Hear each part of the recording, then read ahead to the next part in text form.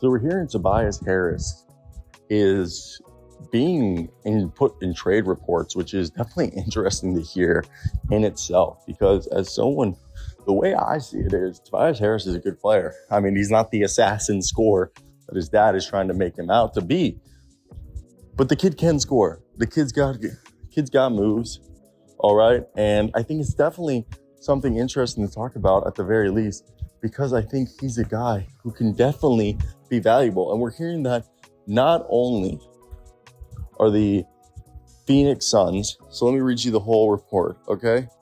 The Phoenix Suns are interested in him. So are there's like a plethora of teams. The Suns and many other teams such as Suns, Mavericks, and Jazz are interested. So let's just throw you guys what the deals are. The Mavs have a $5 million trade exception plus like almost $18 million from Tim Hardaway Jr. And then they have JaVale McGee, which basically brings them $28 million right there. They can do the deal because they're under the salary cap.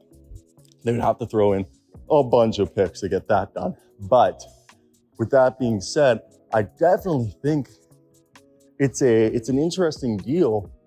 As for me, I look at it and I think, okay, like, how do we as a whole improve this situation? Like, because the Suns can offer DeAndre Ayton. That's what the deal would be around. It'd be around DeAndre Ayton. While a deal for our man, it gets a little harder, because you look at it like, okay, who else would benefit?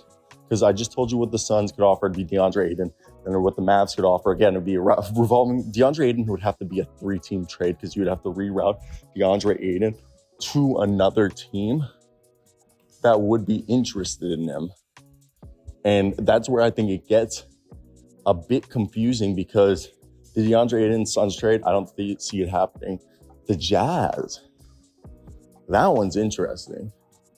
As I personally, the way I see it is, it's weird to say that, like, this is definitely a team that can, like, benefit from bringing in a guy like Tobias Harris next to Walker Kessler and Lauri Markkanen. But who are they giving up? I know they're down on the salary cap, but I think their trade's the hardest. I don't think they're interested in Talen Horton-Tucker. And would it be a sign and trade then? That's where I'm wondering. I want to hear your guys' thoughts down below in the comment section. What would you guys do and why? But that's it for me.